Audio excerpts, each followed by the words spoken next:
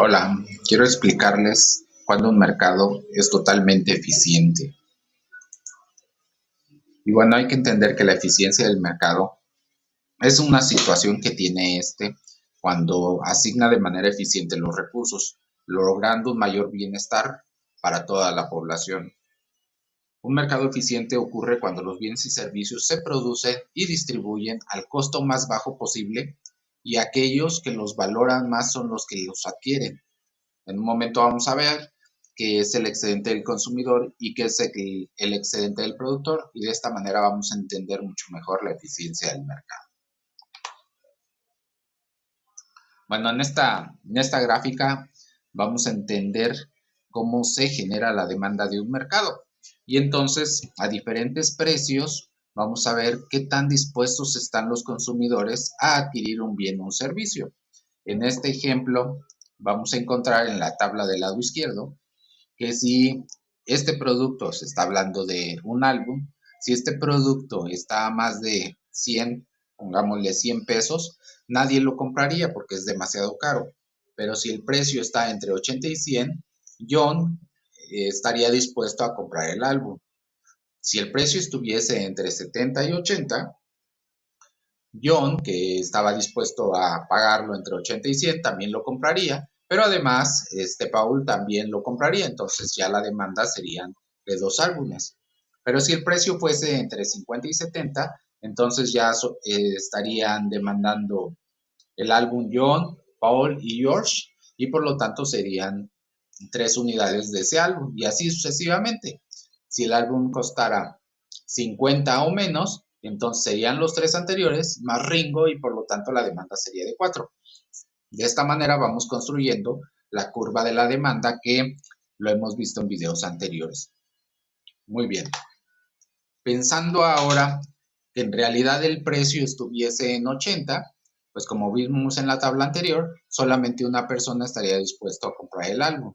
Si el precio fuese 80, en este caso John, que si no mal recuerdo, él estaba dispuesto a pagar entre 80 y 100, lo máximo que estaba dispuesto a pagar es 100, por lo tanto prácticamente John está teniendo un excedente de 20, es decir, estaba dispuesto a pagar 100, pero pagó solamente 80, y por lo tanto él tiene, en términos coloquiales, un ahorro de 20. Eso le da satisfacción, y esto es lo que se le conoce como excedente del consumidor. Él está obteniendo 20 de excedente de consumidor.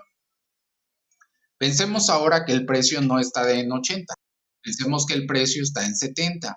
Entonces, en esa situación, John seguirá consumiendo el álbum, pero se incrementaría su excedente. Su excedente del consumidor ya no sería solamente 20, sino aumentaría otros 10 más, tendría un excedente prácticamente de 30. A un precio de 70, existe otro consumidor que estaría dispuesto a comprar precisamente ese álbum, y esta otra persona obtendría solamente un excedente de 10. Y de esa manera podemos ir viendo cómo se va comportando precisamente el excedente del consumidor si el precio sigue bajando. Si el precio bajara a 50, de igual manera el excedente de Ion seguiría creciendo, el excedente del segundo comprador, que es Paul, seguiría creciendo, y así sucesivamente. Veámoslo en las gráficas que hemos estado utilizando en las últimas presentaciones. Aquí tenemos la curva de la demanda, pensando en un artículo, en este caso el café, a un precio de 50, se demandan 30 unidades de café.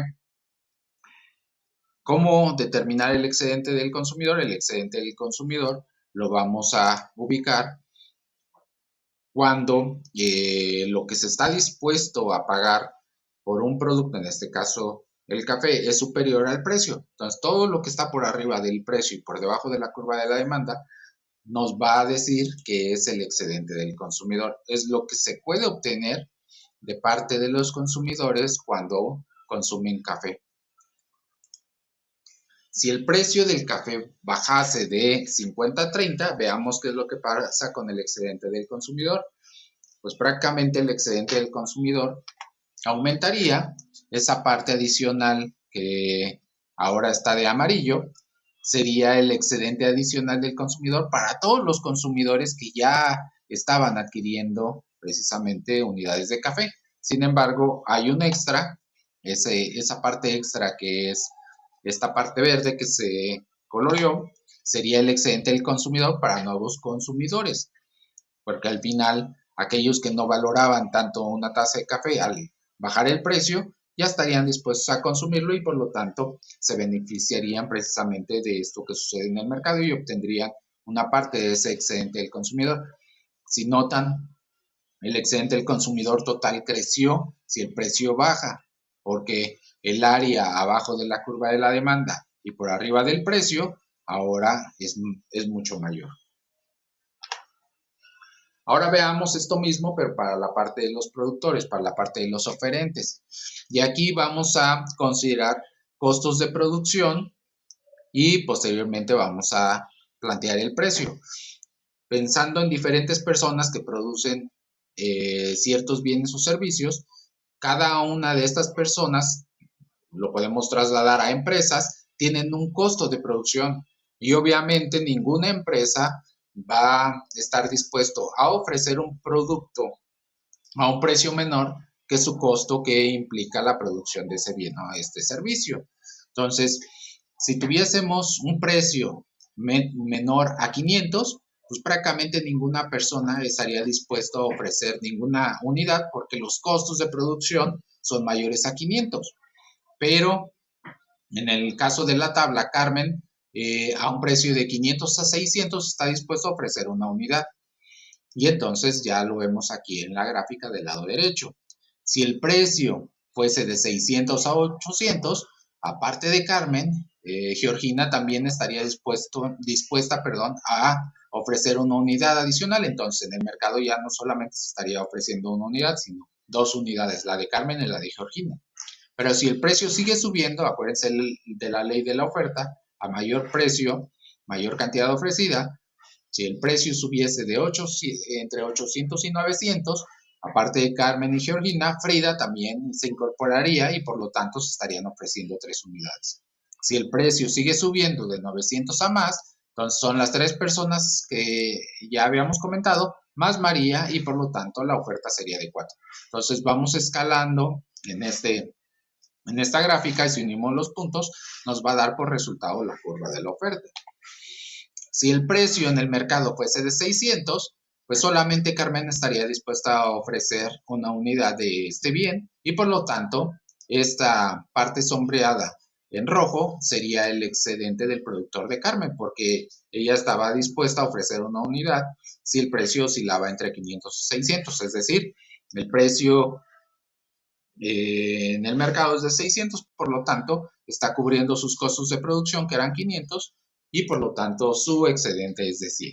Sin embargo, si el precio sigue subiendo y sube a 800, entonces el excedente del productor de Carmen subiría 300. Estaríamos hablando que si el costo de producción es de 500 de Carmen y ahora en el mercado se lo están pagando en 800, esa diferencia tendría que ser su excedente. Sin embargo, ya a un precio de 800, Georgina también estaría dispuesta a ofrecer este bien y obtendría un excedente de 200, puesto que sus costos de producción son de 600 y el mercado le está pagando 800 por ese producto.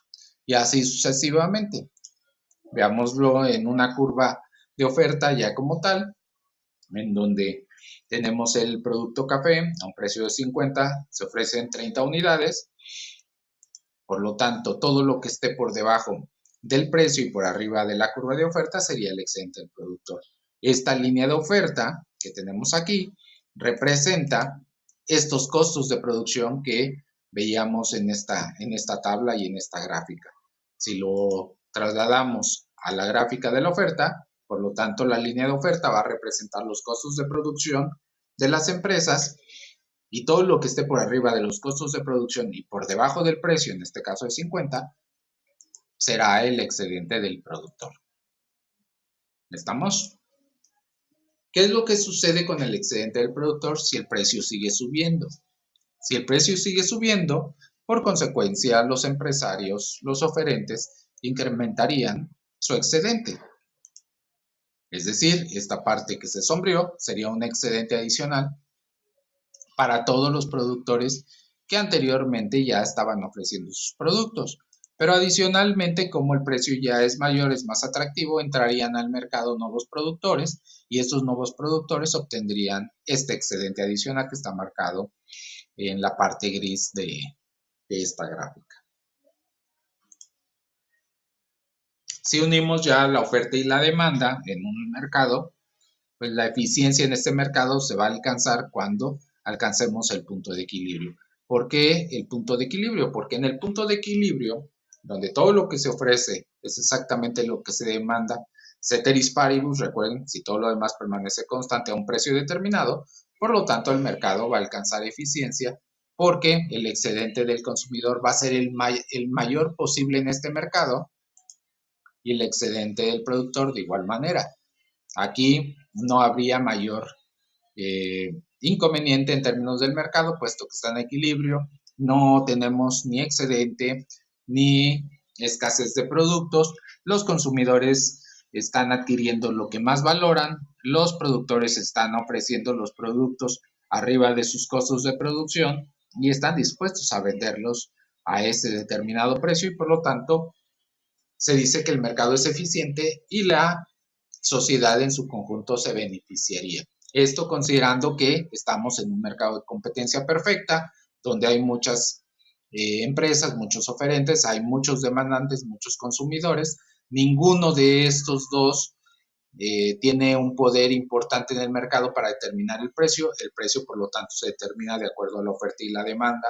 Esta mano invisible que Adam Smith comentaba y que provoca que el mercado se autorregule y los productos son prácticamente homogéneos, es decir, las diferencias entre los productos prácticamente son nulas y eso implica que nadie tiene cierta ventaja en ese mercado. Sin embargo, esta eficiencia en el mercado en competencia perfecta pues queda en el plano teórico porque en la realidad pues sí hay productos que no son homogéneos, tenemos empresas que en algunos sectores sí tienen cierto poder para controlar el precio o en otros los consumidores también tienen un poder importante para poder modificar o impactar al precio de los productos y en ese tipo de mercados pues obviamente vamos a encontrar lo que se conoce como fallas del mercado. Fallas o fallos del mercado tiene que ver con mercados en donde existen monopolios y esos monopolios tienen cierto poder para modificar lo que está sucediendo en ese mercado. Otro fallo del mercado tiene que ver con las externalidades, tanto negativas como positivas, es decir, lo que sucede en una empresa, en una industria, en un sector puede impactar positiva o negativamente a otros sectores o a otras industrias, ¿no? Pensando, por ejemplo, que para la construcción o la llegada de una empresa a una región, pues va a impactar probablemente de manera positiva a otras empresas que van a abastecer a esta nueva empresa, ¿no? O esta empresa genera infraestructura como carreteras, aeropuertos, y obviamente esa infraestructura servirá para otras empresas, para consumidores, y entonces esto se le llama externalidades positivas, pero también puede ser negativa, es decir, una nueva empresa puede ser que contamine y esa contaminación impacte a otros sectores, ¿no? Si contamina el agua y el agua es utilizada para la siembra de productos agrícolas, estos productos se verán afectados negativamente por esta empresa, por esta industria. Por poner un ejemplo, puede haber muchas más externalidades. Los bienes públicos, sabemos muy bien que la administración pública no ha sido eficiente a lo largo de la historia y los bienes públicos pueden generar un problema importante. El que el gobierno tenga en su poder la administración de algún bien en específico impide que la competencia entre productores se genere y por lo tanto el precio se autorregule, porque obviamente el bien está controlado por el gobierno. También tenemos un fallo de mercado que tiene que ver con la información asimétrica. Muchos tienen información privilegiada y la pueden utilizar para sacar provecho de un mercado y por consecuencia ya el mercado se vuelve desigual. Alguien tiene cierto poder en ese mercado y por lo tanto ya no es eficiente en términos de lo que habíamos platicado anteriormente. Y obviamente la competencia es imperfecta. Podemos encontrar como el primer punto monopolios, oligopolios, competencia monopolística, que eso de una u otra manera provoca que el mercado no sea eficiente. Sin embargo, las bases de un mercado eficiente nos sirve para entender un poco la realidad. Por eso el ceteris paribus. Ceteris paribus, si tuviésemos estas condiciones, el mercado sería eficiente si alcanzamos el punto de equilibrio, porque el excedente del consumidor y el excedente del productor es el máximo posible en ese mercado. Pero insisto, ese es en el plano de competencia perfecta, nos ayuda a entender el resto de mercados y para tenerlo presente hay que tener bien claro que existen estos fallos del mercado que van a provocar que esa eficiencia que hemos platicado en una gran parte de los casos no se alcance.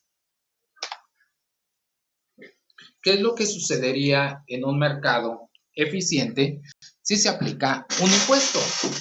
Si se aplica un impuesto, por ejemplo, el café, tendríamos la siguiente situación. Obviamente el precio de los consumidores subiría. Esto provocaría que la demanda de los consumidores, la cantidad de demanda de los consumidores disminuya. Pero por el otro lado, para los productores, eso va a implicar que el precio, o más bien el ingreso que van a recibir va a ser menor por ese impuesto y por lo tanto estarían dispuestos a ofrecer menor cantidad. Si lo vemos en términos de la gráfica, esta parte que va de 40 a 60 sería el monto de los impuestos. Es exagerado, pero es para fines didácticos, para entender cómo los impuestos pueden afectar la eficiencia en el mercado. Este monto es más bien esta diferencia entre 60 y 40 es lo que va a representar el ingreso al gobierno, a partir de los impuestos, y la parte de arriba, por ejemplo, de 60 sería el precio que lo adquirirían los consumidores y por debajo de la curva de la demanda estaría el excedente del consumidor, pero por el otro lado, para la parte del café, el precio que recibirían los productores sería de 40 y todo lo que está debajo de ese precio y por arriba de la curva de oferta sería el excedente del productor. Y toda esta parte que les comentaba entre 60 y 40 sería la parte de los impuestos. Sin embargo, hay que tener presente que el aplicar un impuesto en un mercado de competencia perfecta, como lo hemos venido explicando, va a generar que esta parte sombreada de gris prácticamente se le considere como una pérdida irrecuperable en la economía. Es algo que va a llevar a que la economía no sea eficiente y por lo tanto esa pequeña parte que está en la gráfica ya no la obtenga ni los consumidores, ni los productores, ni el gobierno. No quiere decir que los impuestos a partir de esta explicación sean negativos, sean malos. El gobierno puede, a partir de los impuestos, generar políticas públicas que pueden generar desarrollo económico y, por lo tanto, mejor bienestar para la sociedad hacia el futuro. O puede, a partir de los impuestos, generar política económica que impacte para disminuir los fallos del mercado, como los que vimos en la lista anterior, y de una o de otra manera tratar de que el mercado en un mediano o en un largo plazo sea eficiente. Por lo tanto, los impuestos no necesariamente son malos, sino hay que ver que esos impuestos pueden ser utilizados de manera efectiva de acuerdo a la política del gobierno. Y bueno, pues prácticamente esto es todo respecto de la eficiencia del mercado, los fallos del mercado. Si tienen alguna duda me pueden contactar y con todo gusto les apoyo. Nos vemos.